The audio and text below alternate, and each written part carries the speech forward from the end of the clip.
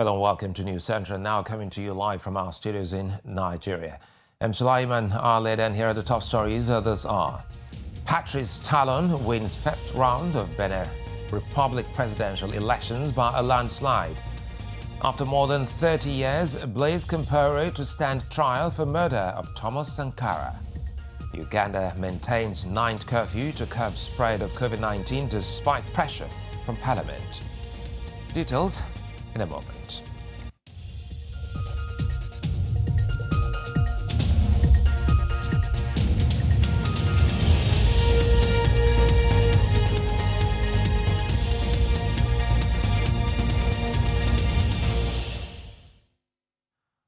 We'll begin in South Africa, where a court wants former President Jacob Zuma to determine what constitutes the appropriate sanction if he is found guilty of contempt of court.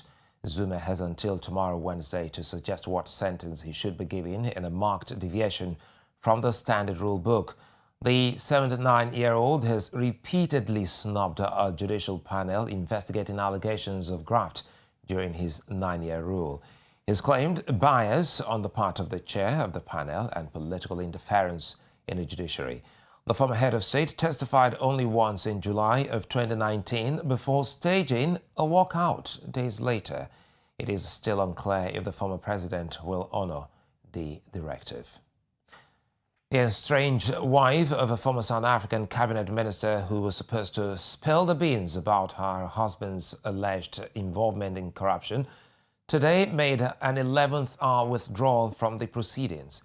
Norma Ngoma is the former wife of former Public Enterprises Minister Malusi Gigabet. She was set to testify at the country's State Capture Commission to testify about her husband's relationship with the controversial Gupta family.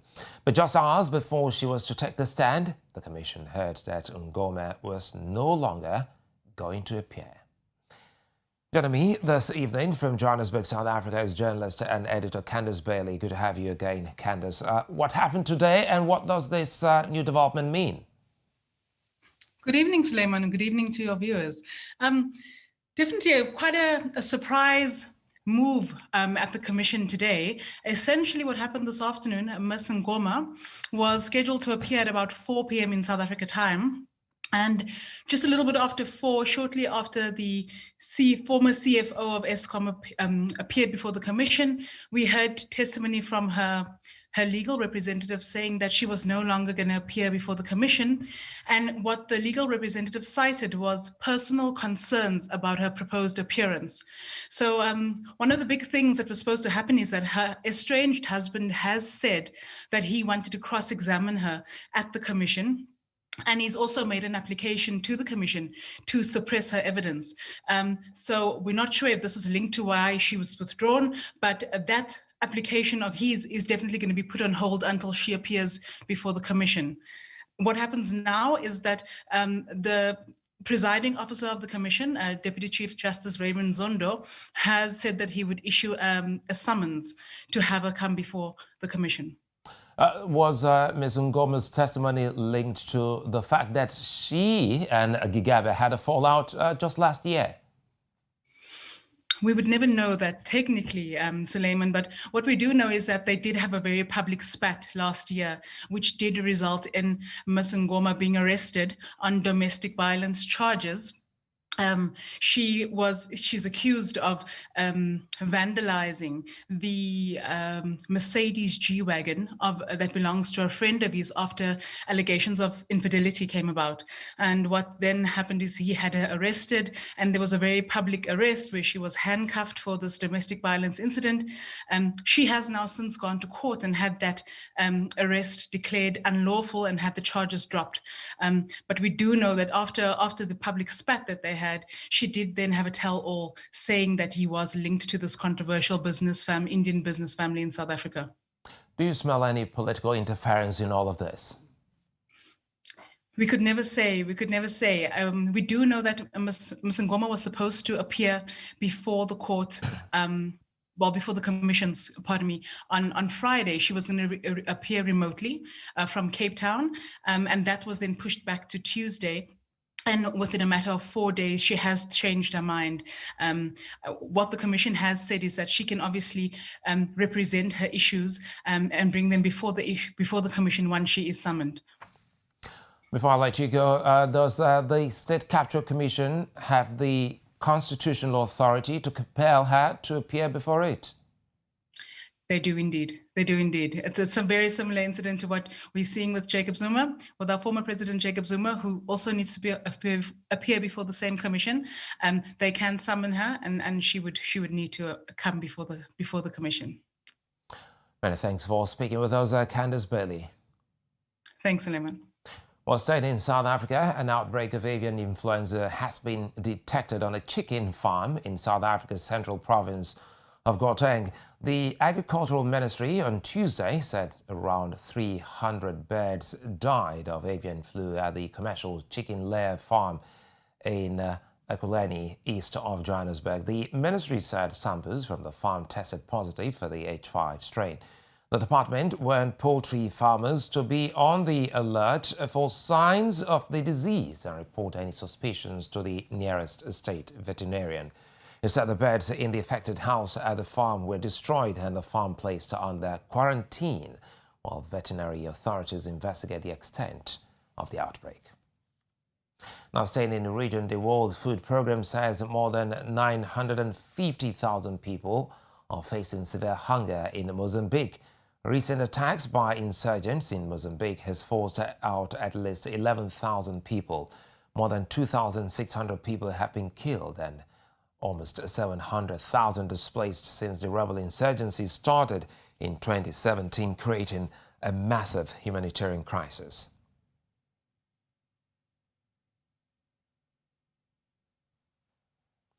Now we move on to West Africa, where Patrice Talon has won the first round of the presidential election in Benin Republic by a landslide. President of the Autonomous National Electoral Commission, Emmanuel Tiando, announced the results of the April 11 polls, showing Talon won with 86.37% of the votes. Joining me for more is News Central's Benedict, who was in Benin Republic for the election. Bernard, so President Talon, as you earlier said, has been re-elected for his second term. This didn't come as any surprise to you and many Beninois. Well, good evening, July, and good to be back home.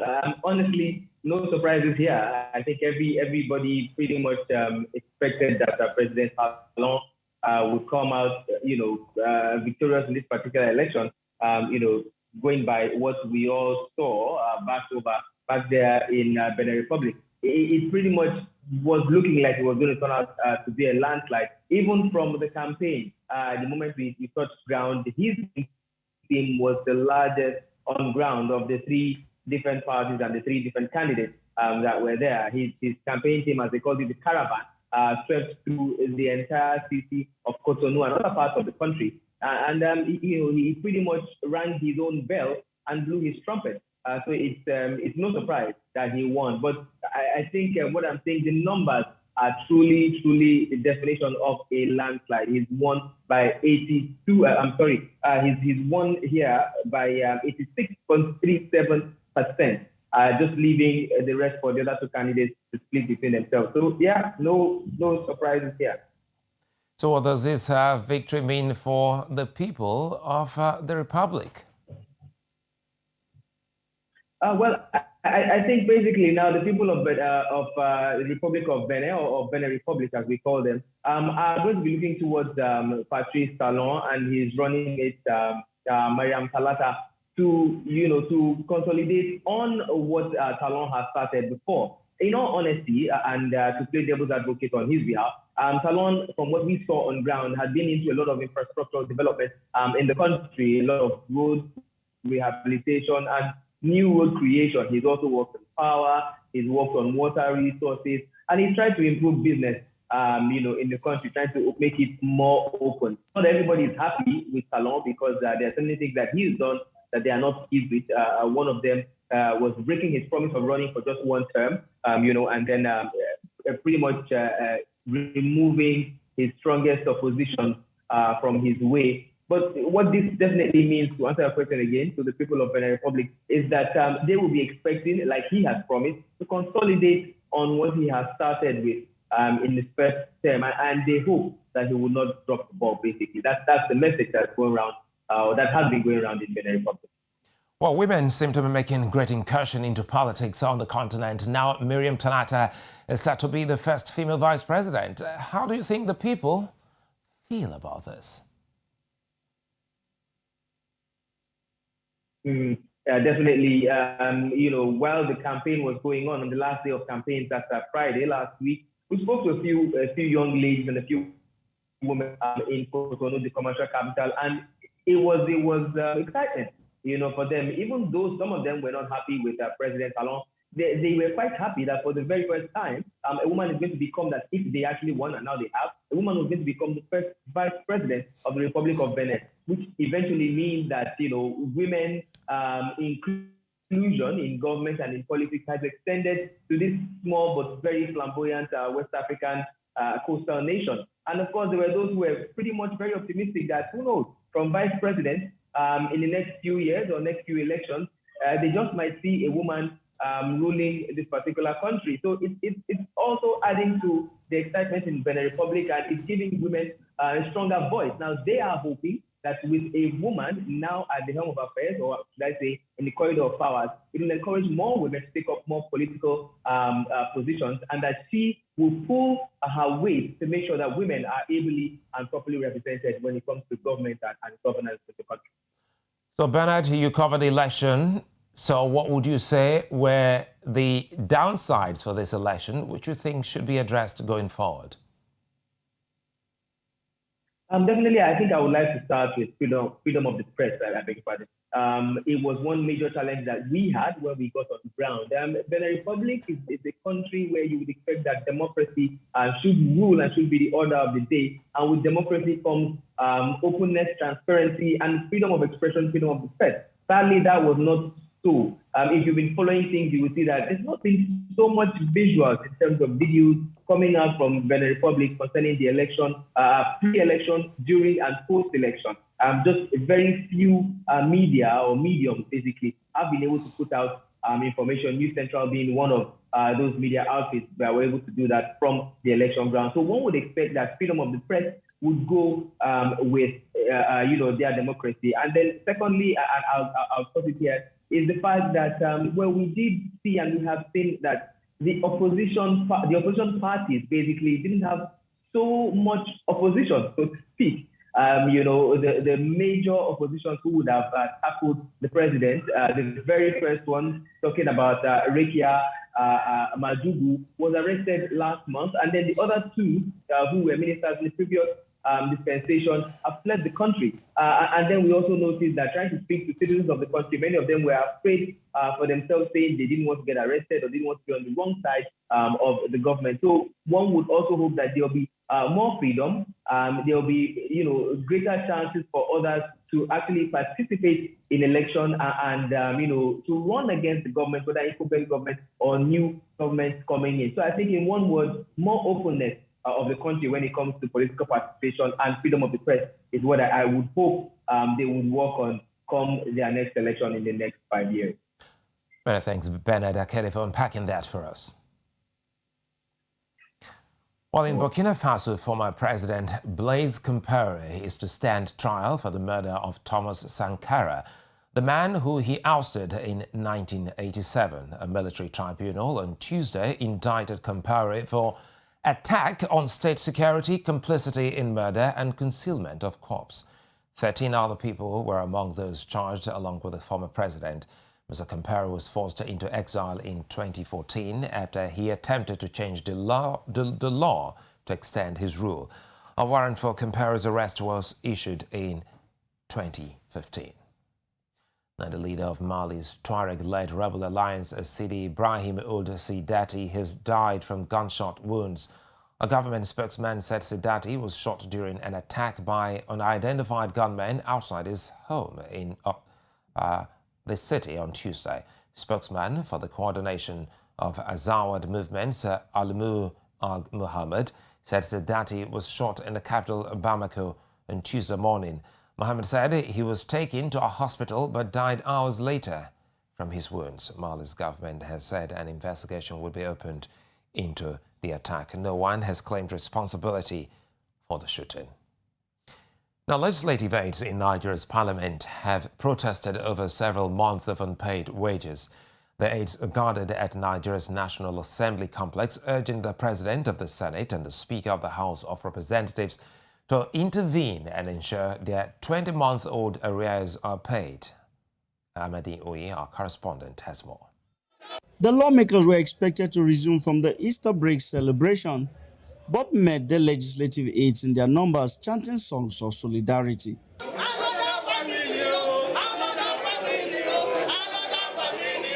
Many of them carried placards expressing their grievances, while some others danced to the tunes from the protest. There was a heavy presence of security personnel on ground to prevent a breakdown of law and order. The aides say they are tired of waiting for their allowances almost 2 years since the inauguration of Nigeria's 9th National Assembly. Aides are dying in their numbers. Aides cannot pay their rent. Aides trek to work. Our welfare as aides of this assembly has been relegated to. So we are here to present peacefully and tell you, you are the boss of our principals. You and the Senate President, sir. We have this press statement and this paper to give to you that in your kindness, Mr. Speaker, you would give the directive that these arrears that are about 2 years old, 20 months old, are cleared. Listing their allowances, some of the aggrieved aides say they want it paid as soon as possible. We have the duty to our allowance, which has been stopped without any reason. And then the quarterly training, which was supposed to have been done subsequently by the management to the aides, has not been done whatsoever. And you can imagine if the aides are not trained, the quality of legislation that we have here is definitely going to be zero. And I say with all fear that any legislator who is vibrant, we look at the back and we look at the caliber of his own aides, they must have been properly trained and properly experienced in it. The Speaker of Nigeria's House of Representatives came out to engage the aides, promising that their grievances will be looked into. I believe that every laborer must earn to be paid his wages. So we are looking into it. Sometimes these things can be protracted, but wages owed since 2019 is not excusable. So we'll look into it. I will ask that you be patient, with a understanding. I know there are financial constraints, but one thing I know is that we'll make sure that this happens. Though the protest did not disrupt sitting of parliament in both chambers of Nigeria's National Assembly, the aides say they will not relent until their allowances are paid. From Abuja, Amadin Uyi, News Central Television. Staying in Nigeria, the Immigration Service says there's been a breakthrough on the registration of the number of migrants living in Nigeria. The spokesman, Sunday James, says the registration has helped boost Nigeria's data on migrants. Every sovereign nation frowns at defaulters of its visa entry policies, and Nigeria is no exception. As of December 2020, the federal government had repatriated thousands of migrants to their home countries, mostly Egyptians and Chinese nationals, for various criminal and immigration offenses. Others were made to pay fines for different offenses. A lot of Egyptians were captured who came into the country and are doing other businesses other than what brought them. A lot of Chinese have been eased out.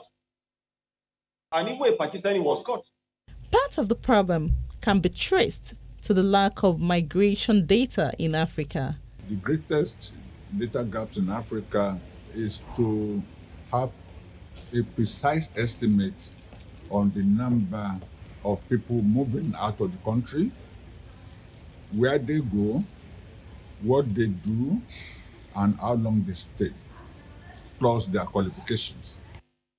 According to the Africa Visa Openness Report, it is easier for the US citizens to travel within Africa than it is for Africans, and only 13 of 55 countries offer visa-free or visa-on-arrival access to all Africans.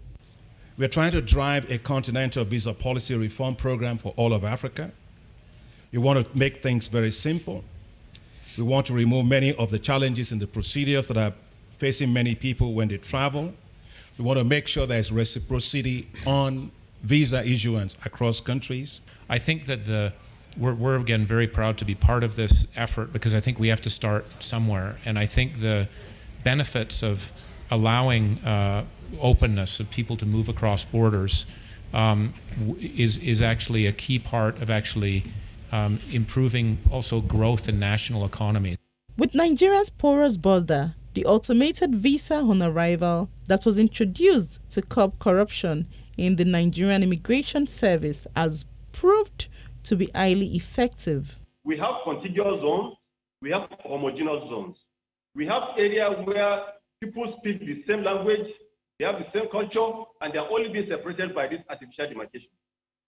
So in such cases, what we do, we allow them to understand that as far as you are falling within the Francophone area, you are not a Nigerian. Other parts of Africa also face the problem of irregular migration, with the International Organization of Migration annually coordinating the repatriation of undocumented Zimbabwean migrants from Botswana and South Africa. While staying in West Africa, Speaker of the ECOWAS Parliament, Sidi Mohammedtunis, has commenced engagement with communities along the Sierra Leone and Liberian border. Tunis, while visiting Bomi County in Liberia, took time out to visit the Simi Dabi Central High Court and High School, and the Liberia Government Hospital in the country. The Speaker commended hospital staff for the role they played in the fight against the spread and containment of the Ebola virus, saying the Parliament is indebted to their services. He also adds that the Parliament will work with the Liberian government to ensure healthcare services are strengthened. This hospital during the Ebola period, the staff made a lot of sacrifices, And I am pleased that we have, at this stage, a very determined leadership to ensure that the hospital will not only remain where it has been all these years, but she has this determination and drive to move it forward. I want to assure you, Madam Doctor, that while I am here, I am going to put a lot of pressure on His Excellency the President, Dr. George Weah, to make sure that attention will be paid to this hospital. When you said you are coming by road and you want to interact with the citizens, you don't want to be the Speaker of the Parliament, to just come drive from Sierra Leone through the county and go to Monrovia and sit there. Instead of being on the snow, I'm driving from Sierra Leone to Monrovia for the meeting, but I want to interact with the different sectors. And I thought I should add this hospital to your schedule so that you will see the young professional people who have here and the sacrifices that they make. In the Horn of Africa, Somalia opposition leaders and the regional states of Jubaland and Puntland, as well as the country's Senate, have rejected Parliament's decision to extend the presidential term by 2 years. The lower house of Parliament have extended President Mohamed Abdullahi Farmajo's term in office and that of the federal parliament by 2 years. Jubaland state government says Parliament's move was a setback to rebuilding the country's governance. In the meantime, the Senate's first deputy speaker, Abshir Ahmed, has questioned the power by the lower house to take such a controversial decision without the Senate's approval. Now, staying in the region, the International Organization for Migration says the death toll from a boat mishap carrying migrants off the coast of Djibouti has risen to 42. IOM's Regional Director for East and Horn of Africa, Mohamed Abdikher, said the migrants were being transported by people smugglers. He called for apprehending and prosecuting people traffickers and smugglers who exploit the vulnerabilities of migrants. Amongst the 42 are 16 children, 8 boys and 8 girls. There are also 14 survivors. Now, an Egyptian court has seized the massive vessel Ever Given that blocked the Suez Canal for nearly a week. The court ruled that the owner must pay $900 million compensation before the vessel will be released. The Panama-flagged ship is officially held in the Great Beta Lake in Ismailia province, northeast of Cairo, owing to the procrastination of the Japanese owner of the skyscraper-sized Ever Given in paying the compensation. That amount takes into account the salvage operation, cost of stalled traffic and loss of transit fees during the week when Ever Given blocked the canal, he explained. Now, the container ship ran aground on March the 23rd in Suez Canal, and the traffic resumed on March 29 after it had been successfully refloated. When the news returns, the latest on the coronavirus across Africa as Uganda maintains a night curfew imposed to contain the spread of COVID-19. Stay with us.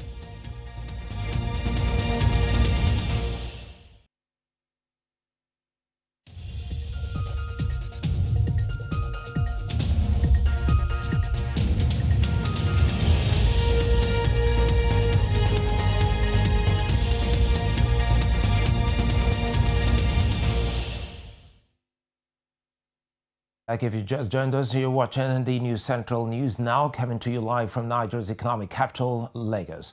Now, Kenya's President Uhuru Kenyatta has opened a new government small arms factory with a small single-shift annual production capacity of 12,000 assault rifles. At the unveiling ceremony last week in Ruiru, Kiambu County, Kenyatta said the East African country seeks to enhance its self-reliance and security through local production of equipment and technology. The 4 billion Kenyan shillings factory is a part of a broad multi-agency national security industry strategy and is the first of a kind in East of Africa. Factory, part of the National Securities Industries Network, seeks to move the country from traditional outsourcing to self-reliance and strengthening the country's security equipment production are first in East Africa. Kenya has manufactured about 12,000 rifles, with 60% of the components being locally manufactured. The local production aims at reducing dependence on imported parts and save the country from expenditure. Not only will this support our national security requirements, but it will also aid in national economic and technological advancement by creating local industrial capacity that can be scaled up to various other uses. This, ladies and gentlemen, is a game changer. We plan to create a weapons manufacturing surplus that will transform Kenya into an exporter of security equipment to nations in the region and the rest of the world. This will not only boost our balance of trade position, but it will also create employment.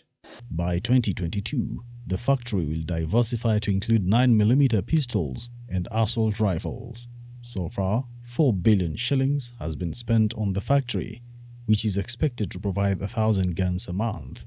So this groundbreaking initiative will allow us to lay the foundation for addressing, first and foremost, the high cost of weapons acquisition, free us from the complex foreign export approval processes currently in place, provide Kenya with greater security sector independence and flexibility.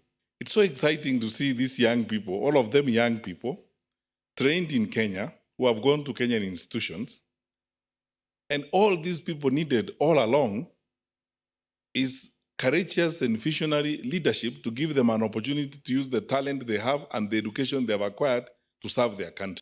The project is also expected to provide 100 direct employment and 1,100 indirect employment in terms of raw materials and other benefits. Well, joining me now to discuss the implications of the enterprise and potential for regional insecurity in East Africa is Byron Adera, a former Kenyan Security Special Forces officer and security expert. Byron, good to have you join me on the news. You see, all the regions in Africa are beset by insecurity, due mostly to the influx of light weapons. With this development, don't you see this as, escalating the already big problem that the continent is dealing with? fairly much. Thank you for hosting me and having me on this platform. I really appreciate it. Now, it would seem as though then the coming up of this factory that was launched on the 8th of April of 2021 by the very President Uhuru Kenyatta of the Republic of Kenya may seem to look into, aggravating the problem that exists and, of course, which the nations in the African continent are grappling with as regards the proliferation of small arms and light weapons.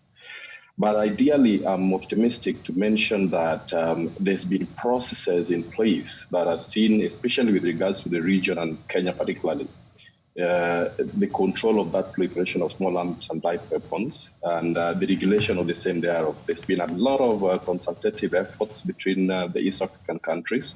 Indeed, our borders have had problems of porosity, much less, of course, with regards to the kind of insecurities that the different countries face as pertains the violent groups or the organized groups that, of course, participate in crimes of sorts here and there. And, of course, majorly because of these disruptions that are caused by the acts of terrorism in Somalia, which Kenya particularly shares a common border that stretches for over 900 plus, kilometers. So I'm happy and I'm optimistic that the processes that have been put in place to mop up the existing unlicensed firearms, and that clearly were put together in a report that was, came out in 2018, the Geneva paper of 2018 June, that interestingly did mention that Kenya particularly had more than 650,000, small arms or light weapons that are existing in the arms of individuals out there, probably much, much higher than what exists within the hands of the national police and, of course, the military. But there's efforts that have been put into place to, of course, milk the wells dry of the existence and, of course, the proliferation of small arms and light weapons. And as I said, the optimism that's going forward is the fact that the collaborative efforts between the East African countries is that they are trying, their level best to control that bit in terms of proliferation of small arms and light weapons. And with that, then, the guns and the weapon systems that are going to be produced by this factory will optimistically be fed into the equation and held by the right people. So quickly here, how sustainable is this big project by Kenya? In terms of sustainability, as I said, Kenya's coming up with this program. And of course, I mean, the country has been in the best of light, the main powerhouse in the East African region. And this is now thrust it into the limelight to reclaim its position as, the strength of that military national element or national power, if you look at it from that perspective. Now, in terms of sustainability, this program, as I see it, has been informed by largely by necessity. I mean, Kenya has been a big player in the fight against terrorism.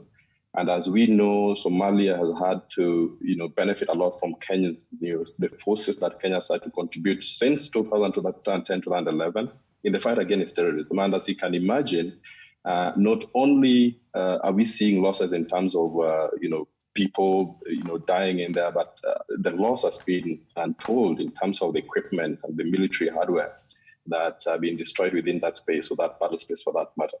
And if you looked at that vis-a-vis, the kind of complexities that the president talked about with regards to the international, export fiasco, and of course the cost of that hardware, it only makes sense that if Kenya came up with this idea that's been conceptualized under the National Security and Industrialization Project, that we tap into the locally available material, and of course that would get a boost as well by the availability of the workforce.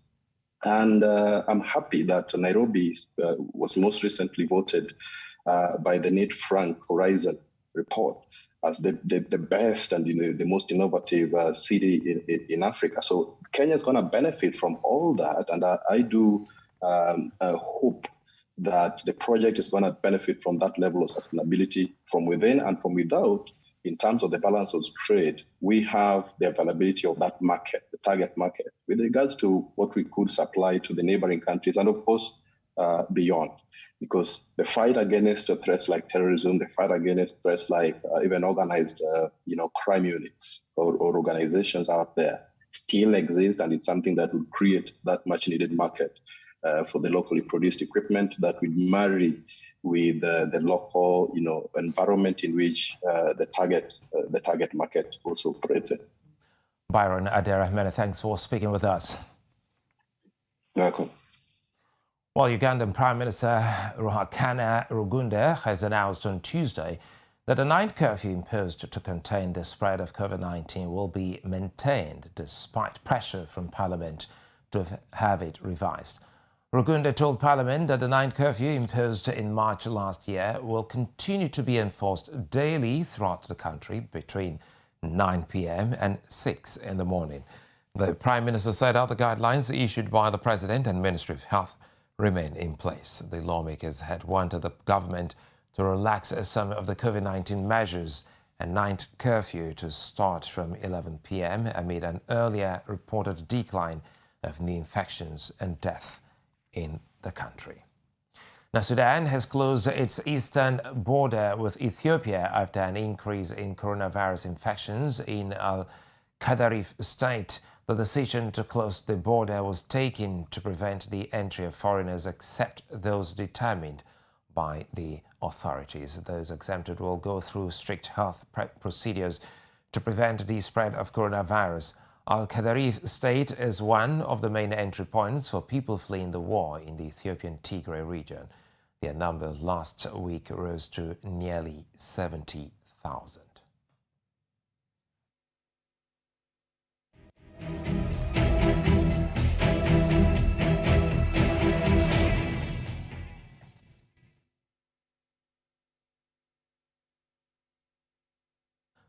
Well, U.S. authorities are calling for a pause on the use of the Johnson & Johnson COVID-19 vaccine. We'll bring you more on this and other stories after the break. Join us again.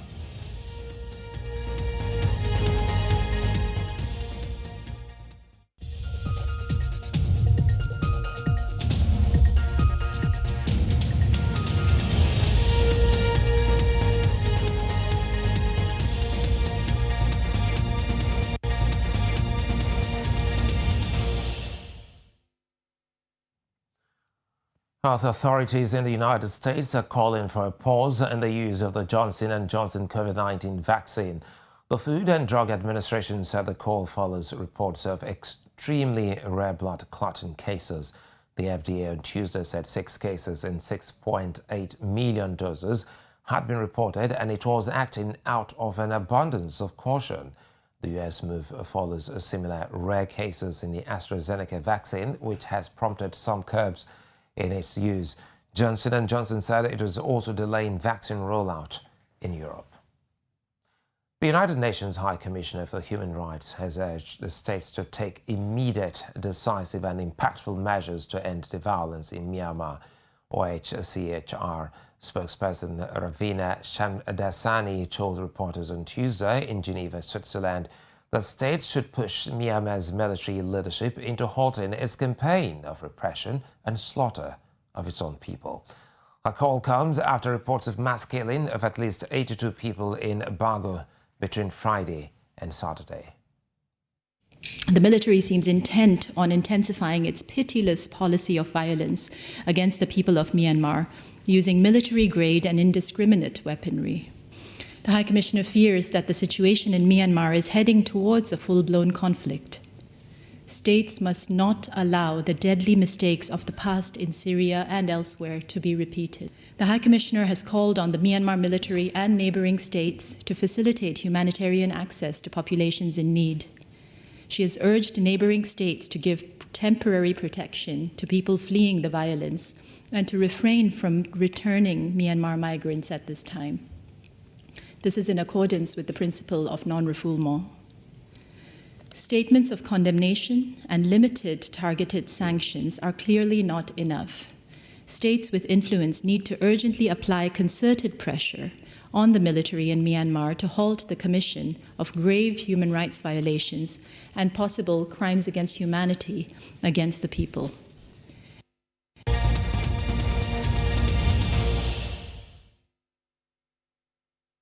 Zimbabwe state-controlled iron and steel company ZISCO has invited new investors to help revive operations at the company. ZISCO's acting chairman, Martin Manua, said in a circular on Tuesday that the firm wants investors who would be interested in availing funds to resuscitate the company. ZISCO has been the target of interest from Indian and Chinese investors in the past.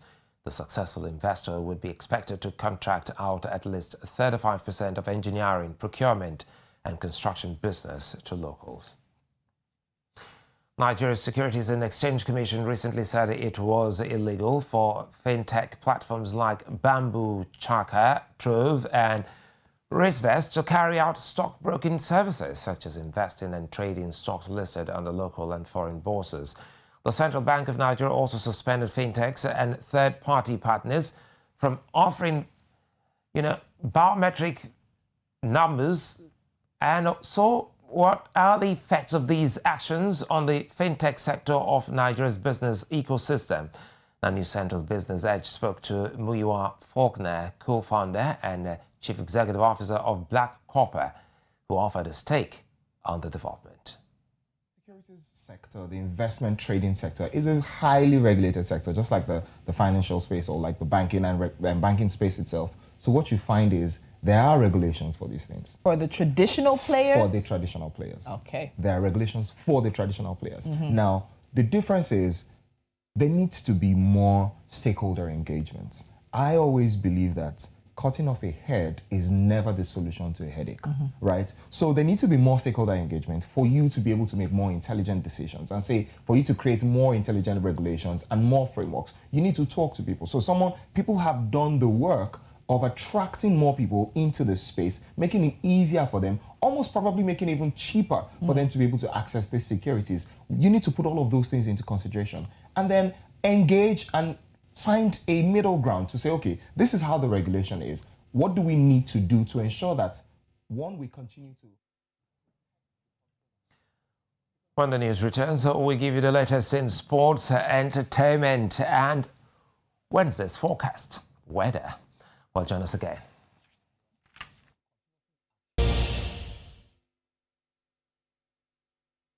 Now tracking sport updates at this time.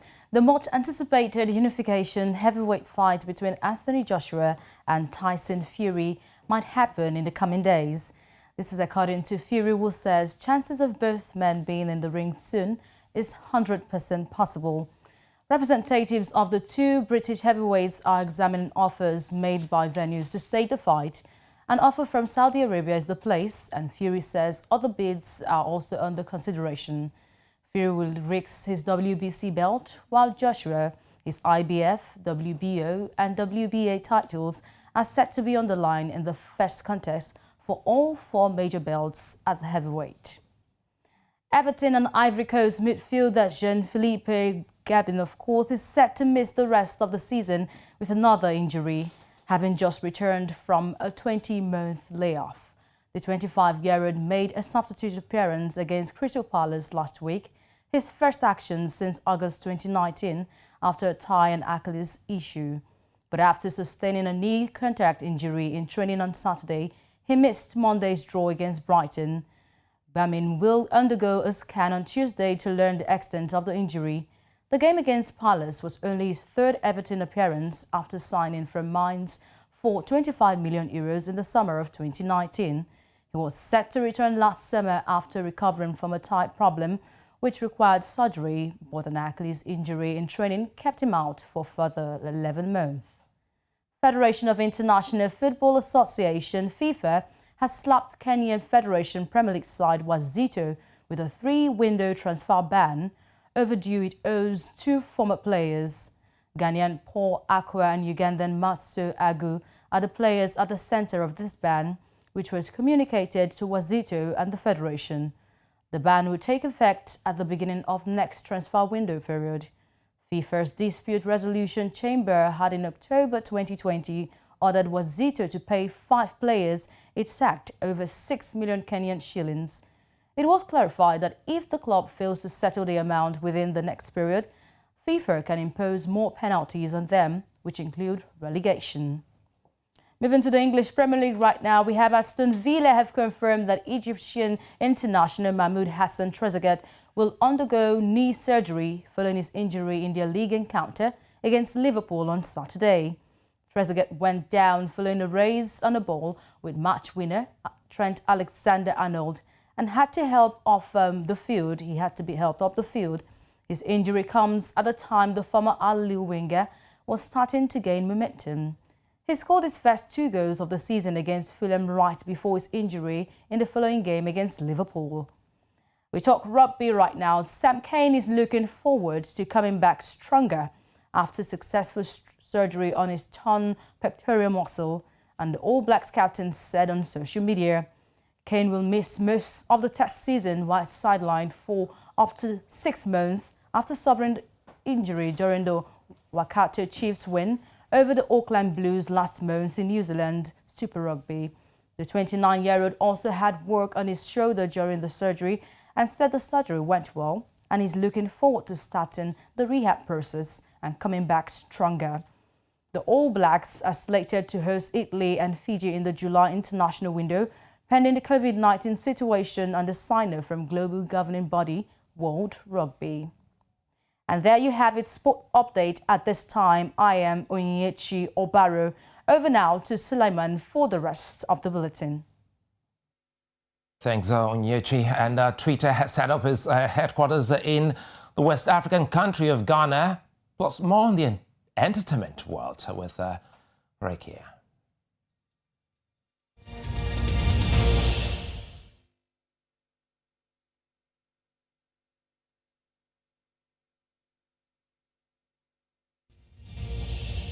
Good evening, my name is Corey Brown. Welcome to the Entertainment Desk. Of course, the big story tonight, Twitter to set up African headquarters in Ghana. Microblogging site Twitter has announced that its Africa headquarters will be in Ghana. The company's co-founder, Jack Dorsey, made the announcement on Twitter. Mr. Dorsey said in his Twitter blog that Ghana's recent appointment to host the Secretariat of the Africa Continental Free Trade Area aligns with the company's goal to establish a presence in the region that will support Twitter's efforts to improve and tailor its services across Africa. What does that mean? I have 2 guests on the show tonight who will be discussing extensively the importance of Twitter in Africa and, of course, setting up in Ghana. Ladies and gentlemen, I have Obinna Agu, an entertainment specialist, an A&R here in Nigeria. And also, I have another friend of mine who is David Ajirako. I hope I got that right. You did. David, Obinna, how you guys doing? I'm great, man. I'm good. Thank you for having me. I'm all right. Good to have you guys on the show. All right, so let's go straight to it. Yesterday afternoon, Twitter now has is setting up their headquarters in Ghana, not Nigeria, but in Ghana. I would have thought that the world, the entire continent, would be excited about this, but I'm getting mixed reactions from Nigeria, from Ghana, even from South Africa. Now, I'm going to come to you first, David. David, what does this mean for Ghanaians? It's huge. It's huge because Twitter is obviously one of the big tech companies around, and setting up office in Ghana is very huge. I mean, they are not the first people to set up. We've had companies, the obvious big companies from Oracle to Facebook, setting up in most African countries. For us, setting up in Africa with engineering teams, that's what's key.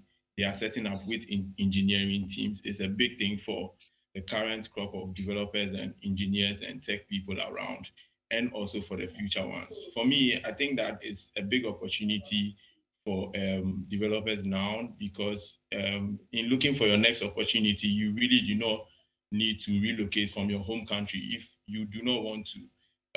Past developers or older developers have always had problems trying to relocate from their home country, and some of them don't want to do it. And sometimes you find yourself that if you don't do that, you don't get that expertise. But then with Twitter and obviously other companies moving in, you kind of harness all those two together, so you can still be in your home country, and still get the expertise and then the knowledge you still acquire to improve yourself. Obinna, do you agree with David on this one? that is the painful part. The painful part is that you cannot disagree. The facts are there, clearly stated. The way our government handled everything. It's not rocket science. We all know that nothing that our administrators would have liked more than to make a scapegoat out of Jack and his platform. So away from that, it just goes to show that freedom of expression and all these other things are still pretty much an issue here, especially with this new government. And also, we have to talk about infrastructure, ease of doing business. In recent times, we have seen how the government has frustrated innovation and new companies with policies from the go-carders and so many others. Until recently, they came out with this new policy where they tried to stifle the whole crypto game, cryptocurrency, without having ample knowledge about of what it is. Yes, but the first thing is just ban. Yeah. So more and more, and on social media, you see these jokes now where people are saying, hey, in the tech space, do not celebrate your success, because if you celebrate it, you're going to get hacked. Everybody's going to be watching you. They're going to put one policy that's going to siphon it and then make it hard for you. So I get you. It is sad that we're at this point now. What other company do you think is coming to Ghana anytime soon? I think that Twitter has been very smart in doing this hack, essentially running a modus operandi in Ghana whilst running remotely and hiring people from all these other countries. I think that people are going to follow suit. I think that Netflix is going to follow. Binance is going to come. I think Stripe, with their combination with Paystack, probably they would also set up another office. And, other companies are going to follow suit. All right. Thank you very much, David. Obina, thank you very much. Thank you very much. As Africans, we're very proud of this development. We both countries have great investment coming from the outside world, and I want to thank you both. Big ups to you guys. And of course, that's the news today on the show. Thank you very much. See you again next time. I actually thought Ria was right there in the studios, not knowing that it was Corey Brown. Well, anyway, you might consider carrying an umbrella with you when going out tomorrow, just in case if you live in Lagos, Kinshasa or Nairobi, where there is the promise of a couple of thunderstorms. Of course, there's no such worries for residents of Cairo and Johannesburg, where the weather promises to be sunny. Here's what tomorrow's weather will feel like across the African continent.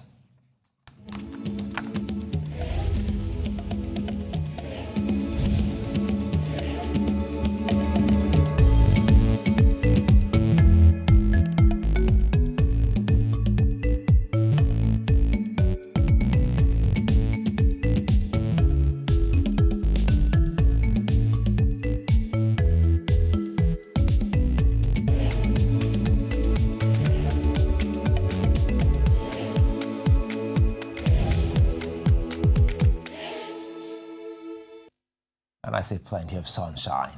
Well, that's all on the news at this hour, but before we go, let's take another look at some of the major stories. Patrice Talon has won the first round of the Benin Republic presidential elections by a landslide. Blaise Compaore is to stand trial for the murder of Thomas Sankara more than 30 years after. Finally, we told you that Uganda has maintained a night curfew to curb the spread of COVID-19 despite pressure from Parliament. Follow us on social media. We are at News Central TV. You can also catch up with our news and programs. Just download the News Central TV mobile app on Play Store and iOS. You can also watch us live on StarTimes channel 274. And Sulaiman, many thanks for watching.